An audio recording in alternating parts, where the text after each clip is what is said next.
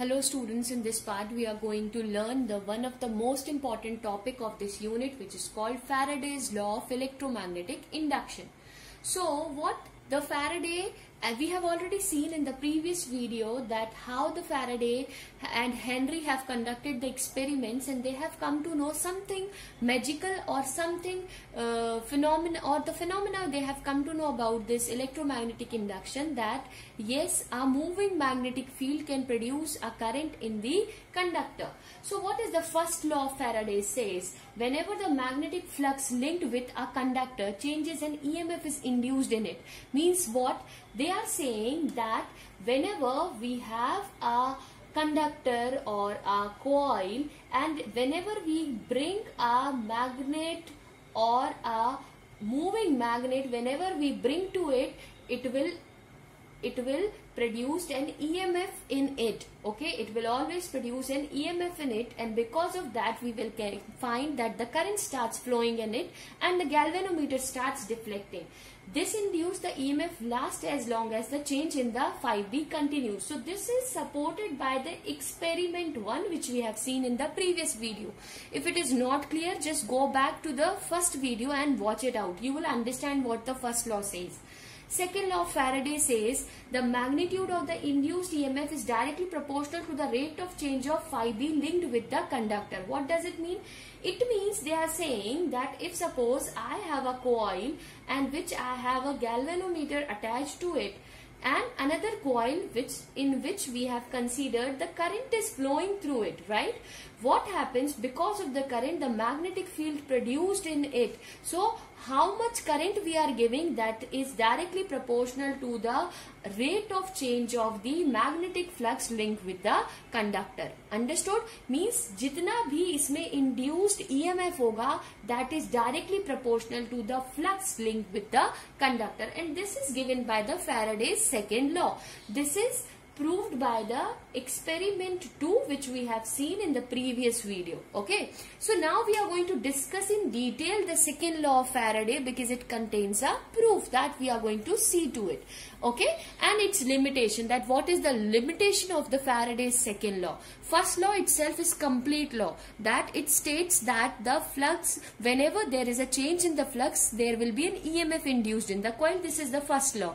और वो flux कब तक रहेगा? जब तक कि उसमें वो EMI electromagnetic induction तब तक रहेगा जब तक उसमें flux change होता रहेगा. Understood? Now we are going to see the detailed description of the Faraday's second law. Now we are going to talk about the Faraday's second law. We have seen in the previous video that whenever there is a relative motion between a coil and a magnet, we have seen that the EMF is induced in the coil, and because of that we have seen the galvanometer start showing deflection. In the Faraday's second law, we have seen if suppose we have a current carrying conductor in which we have a battery or a source which we have took, and through that we are supplying the current in it, and because of that current the magnetic field will be there, and when we are moving that conductor we have noticed that what happens, that in the secondary coil also the EMF is induced, right?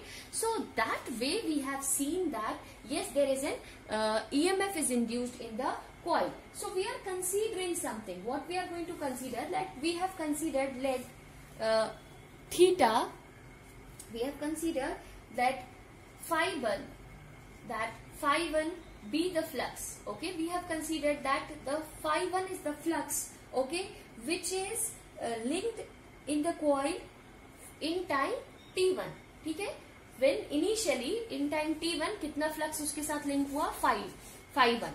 later at time t2 उसके साथ कितना flux link हुआ?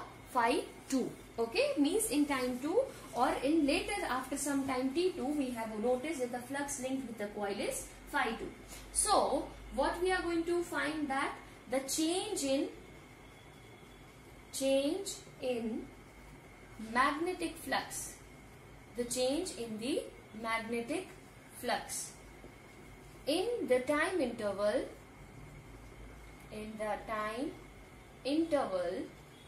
what will be the change in the magnetic flux in the time interval? So what will be the change? That is T2 minus of T1 we can find it out what it is. That is phi 2 minus phi 1, right? According to the second law of Faraday's, what it states that the EMF induced, that is represented by E, EMF is induced is directly proportional to the rate of change of flux. To the rate of change of flux. It means what? That means rate of change of means obviously it is all talking about time, right? So this we can write it down that this E is equals to K phi 2 minus phi 1 whole divided by T2 minus of T1, okay, where K is a constant whose value is 1. So we can write it down, E is equals to phi 2 minus phi 1 upon T2 minus T1, or we can write it down this as E is equals to d phi by dt. This also represents the same, that the change in the flux. But there is a drawback in this equation.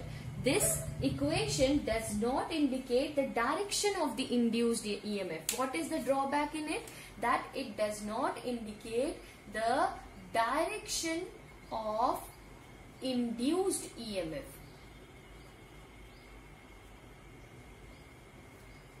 It does not tell the direction of an induced EMF. This is the drawback of your second law.